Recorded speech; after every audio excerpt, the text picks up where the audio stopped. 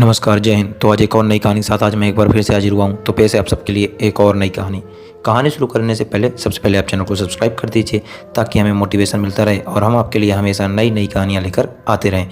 तो चलिए अब हम शुरू करते हैं अपनी कहानी। एक राधे नाम का युवक था। स्वभाव का बड़ा ही शांत एवं सुविचार वाला था। उसका छोटा सा परिवार था जिसमें उसके माता पिता, पत्नी एवं 2 बच्चे भी थे। सभी से वो बेहद प्यार करता था। इसके अलावा वो कृष्ण भक्त था और सभी पर दया का भाव रखता था। ज़रूरतमंद की सेवा करता था, किसी को दुख नहीं देता था। उसके इन्हीं गुणों के कारण श्री कृष्ण उससे बहुत प्रसन्न हुए थे और सदैव उसके साथ रहते थे। और राधे श्याम अपने कृष्ण को देख भी सकता था और बातें भी करता था। इसके बावजूद उसने कभी ईश्वर से कुछ नहीं मांगा। वह बहुत खुश रहता था क्योंकि ईश्वर हमेशा उसके साथ रहते थे, उसे मार्गदर्शन देते थे। राधे श्याम भी श्री कृष्ण को अपने मित्र की तरह ही पुकारता था और उनसे अपने विचारों को बांटता था, उनसे अपने विचारों को शेयर करता था।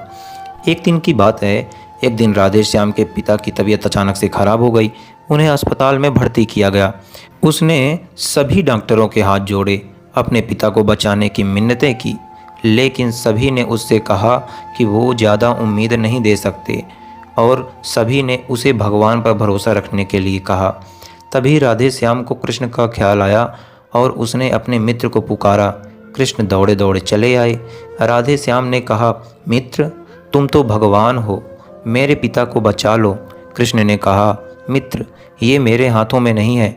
अगर मृत्यु का समय होगा तो होना तय है।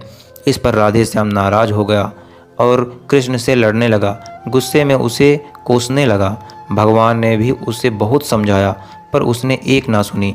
तब भगवान कृष्ण ने उससे कहा, मित्र, मैं तुम्हारी मदद कर सकता हूँ, लेकिन इसके लिए तुम्हें एक कार्य करना होगा। राधे श्याम ने पूछा, कैसा कार्य? तुरंत बताइए। कृष्ण ने कहा, तुम्हें किसी एक घर से मुट्ठी भर ज्वार लानी होगी और ध्यान रखना होगा कि उस परिवार में कभी किसी की मृत्यु ना हुई हो। राधे श्याम झट से हाँ बोलकर तलाश में निकल गया। उसने कई दरवाजे खटखटाए। हर घर में ज्वार तो होती थी, लेकिन ऐसा कोई नहीं होता था जिसके परिवार में किसी की मृत्यु ना हुई हो।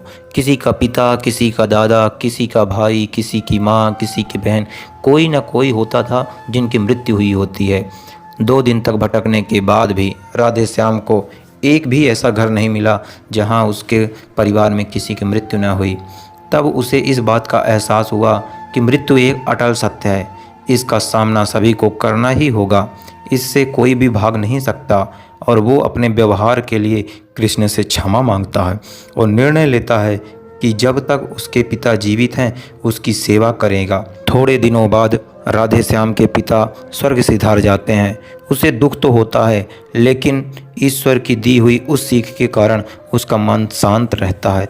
दोस्तों, इसी प्रकार हम सभी को इस सच को स्वीकार करना चाहिए कि मृत्यु एक अटल सत्य है। उसे नकारना मूर्खता है।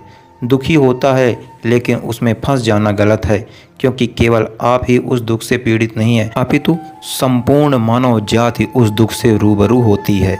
ऐसे सच को स्वीकार कर आगे बढ़ना ही जीवन होता है। कई बार हम अपने किसी खास के चले जाने के बाद इतने बेबस हो जाते हैं कि सामने खड़े होना, जीवन और उससे जुड़े लोगों को हम देख नहीं पाते, वो हमें दिखाई नहीं देते। ऐसे अंधकार से निकलना मुश्किल हो जाता है। जो मनुष्य मृत्यु के सत्य को स्वीकार कर लेता है उसका जीवन भार विहीन हो जाता है और उसे कभी कोई कष्ट नहीं होता। वो जीवन के हर क्षेत्र में आगे बढ़ता है। तो दोस्तों, कैसी लगी आपको यह कहानी? आई होप कि यह कहानी आपको पसंद आई होगी। अगर पसंद आई है तो प्लीज़ चैनल को सब्सक्राइब करिए और बेल आइकन दबाइए। और मिलते हैं हम एक और नई कहानी और नई जानकारी के साथ। तब तक के लिए जय हिंद, जय भारत। थैंक यू, धन्यवाद।